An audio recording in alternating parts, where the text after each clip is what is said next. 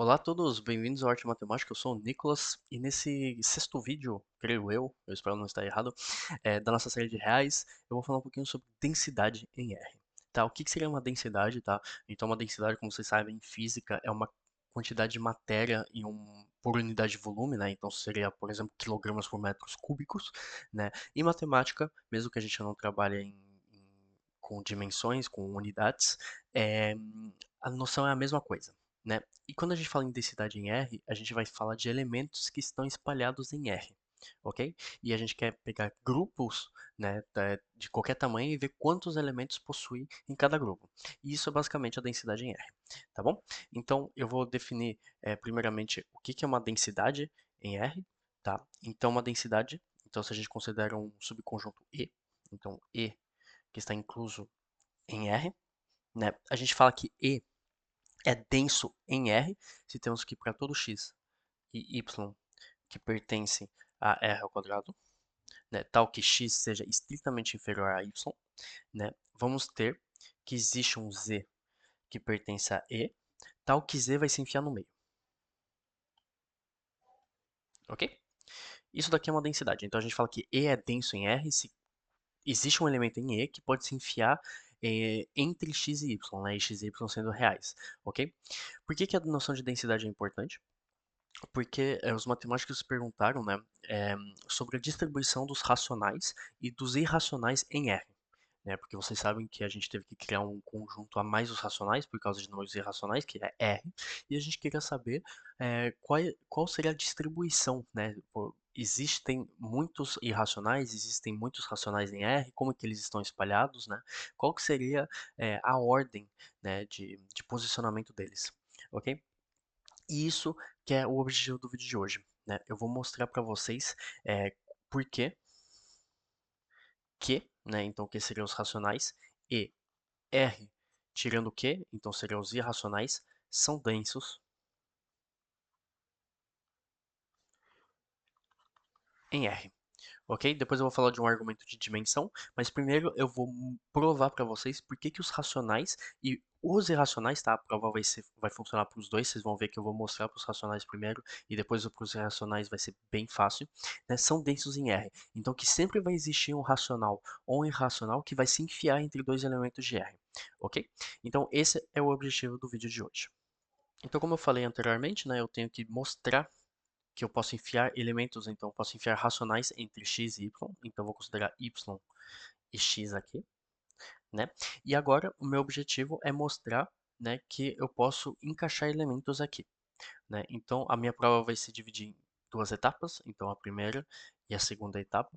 A primeira etapa eu vou mostrar que existe um natural, né, um q, tal que x mais um sobre q, então vocês veem que claramente isso é racional, seja estritamente inferior a y, ok? Então, que a gente pode pegar um Q muito grande, né? Porque isso daqui é muito grande, isso vai tender a zero, né? Então, isso vai se aproximar de x, né? E que nunca vai chegar em y, ok?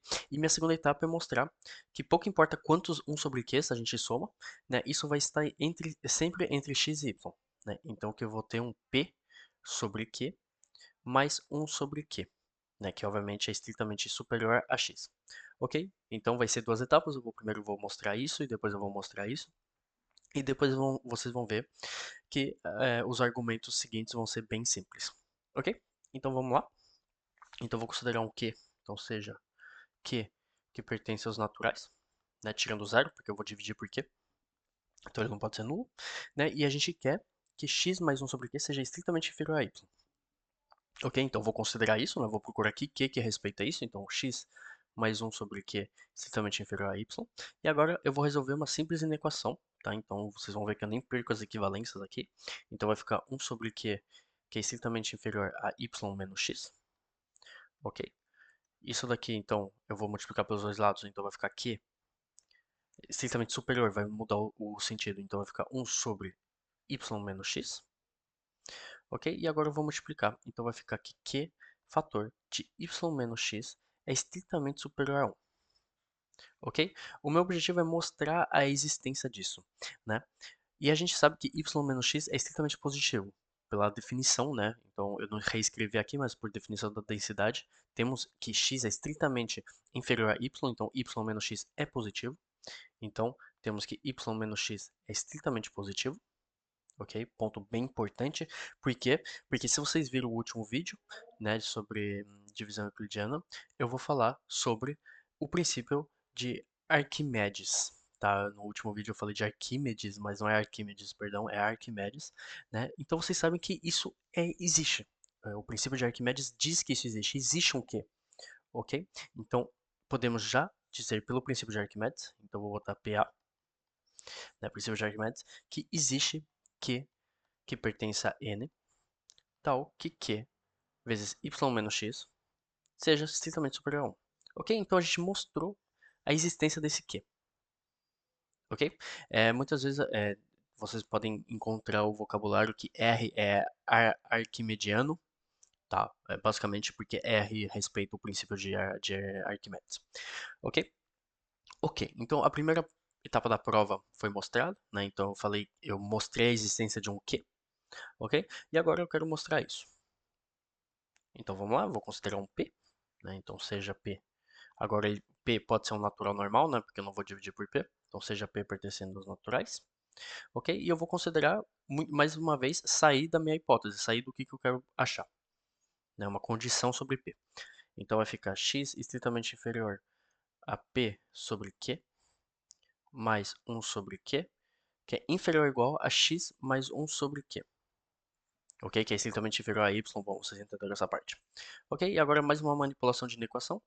Então vai ficar x, eu vou tirar 1 sobre q dos dois lados. Então vai ficar x menos 1 sobre q, estritamente inferior a p sobre q, que é inferior ou igual a x. Ok? Então agora eu vou multiplicar por q, né, que é positivo, então não tem problema. Então vai ficar qx menos 1 inferior a p, né, estritamente inferior a p, que é inferior ou igual a qx. Ok? Bom, para os mais espertos, vocês reconhecem uma parte inteira, mas eu ainda vou falar isso no próximo vídeo. Então não tem muito problema se vocês não perceberam. Ok? Mas temos a definição aqui de P. Tá? Então temos a definição P está entre Qx menos 1 e Qx. Ok? E agora eu vou considerar um conjunto, né? Um conjunto específico. Vou considerar um conjunto grande P, que é igual aos casos pertencendo aos esqueci o nome dos relativos, perdão. Então, que K pertence a dos relativos, tal que K sobre Q é inferior ou igual a X. Por que eu declaro esse conjunto? Porque vocês veem bem que se eu dividir por Q, eu vou ter P sobre Q inferior ou igual a X. Né? E meu objetivo, né, a gente sabe que isso daqui é uma parte de Z, ok? Vocês claramente temos, né, que P é diferente do conjunto vazio, né? Então P não é vazio, e ele é claramente majorado. Né? Então, como ele é majorado, uma parte de Z, então temos que P possui um máximo. Possui um máximo, ok? E esse máximo eu vou notar ele pequeno p, ok? Então, o fato dele possuir um máximo, eu posso dizer então que como x é inferior ou igual, superior ou igual, perdão, a p sobre q, né? Que isso vem dessa relação aqui, como ele possui um máximo, né? Mas ele está dividido por q, ele vai estar entre p sobre q e estritamente inferior a p mais 1 sobre Q. Porque P é o máximo, então P mais 1 ele não pertence a esse grande conjunto P, então ele é estritamente superior. Ok? E agora a gente vai poder enquadrar, né? Porque agora juntando todos esses resultados, então juntando isso, juntando isso, né? A gente vai poder dizer que temos x que é estritamente inferior a P mais 1 sobre Q, que é inferior ou igual a x mais 1 sobre Q, né? Então temos que x está entre p sobre q estritamente inferior a p mais 1 sobre q, só que x mais 1 sobre q ele está mais perto de y, né, por definição, por nossa hipótese, né, que é estritamente inferior, perdão, a x mais y menos x, ou seja, estritamente inferior a y. Ok? E agora, basicamente, a nossa prova terminou. Porque p mais 1 sobre q é claramente pertence aos racionais. Então, temos p mais 1 sobre q, que pertence aos racionais. né? A gente mostrou que ele está incluso no conjunto x e y. Ok. Então, isso implica diretamente que os racionais são densos, né? Então, que, no caso, o conjunto dos racionais é denso em R. Ok? Então, uma prova não muito intuitiva, mas muito interessante. Muita gente faz a prova por parte inteira agora, mas essa prova foi antes de termos uma definição formal da função parte inteira. Ok? E agora, para os irracionais, é muito simples, porque vocês percebem bem que, né, vamos dizer que isso daqui é igual a pequeno r, né? Então, a gente sabe que se temos, né, existe um r que pertence aos racionais, tal que ele esteja, que ele pertença e esteja incluso em x e y, né? Então ele vai estar incluso também por translação. E aí eu vou escolher uma translação, né? Então tal que R pertença a uma translação de x mais raiz de 2. Raiz de 2 é irracional, tá? E y, perdão, y mais raiz de 2. Ok? Então vamos ter, né? Isso vai implicar que R menos raiz de 2 pertence a x e y. Só que vocês veem bem que isso daqui é irracional. Então, como r menos raiz de 2 pertence a r tirando os racionais, então isso implica que r tirando os racionais, ou seja, os irracionais, é denso em R. Ok? Então, um resultado muito interessante, né? Então, vocês veem bem que temos uma bela distribuição de racionais e irracionais em R. Tá? E é isso que diz a propriedade de densidade. A gente vai poder generalizar essa propriedade quando a gente entrar no tema da topologia, tá? Mas isso é um começo de densidade que a gente pode atingir com os elementos que temos atualmente. Ok? Agora vocês podem se perguntar se temos muitos racionais e muitos irracionais. Na verdade, temos até uma infinidade, né? E vocês sabem que temos até muitos mais irracionais do que irracionais. Por quê? Porque Q, a gente mostrou há muitos vídeos atrás que Q é numerável, inumerável, né? Ou seja, ele está em bijeção com N. Mas vocês sabem que o cardinal de R, né, se a gente falar de cardinal infinito, o cardinal de R é muito maior do que de N. Ok? Temos um infinito diferente, um infinito maior. Já R sobre Q, né? Ele está incluso em R e R não é numerável, ou seja, R sobre Q também não é inumerável, né? E a gente fala então que R sobre Q tem a potência do contínuo, ou seja, a mesma, mais ou menos, vamos dizer, né? Eu estou falando de maneira bem abrangente aqui. R sobre Q tem o mesmo cardinal que R. Então ele tem um infinito maior do que os racionais. Então temos mais irracionais do que racionais.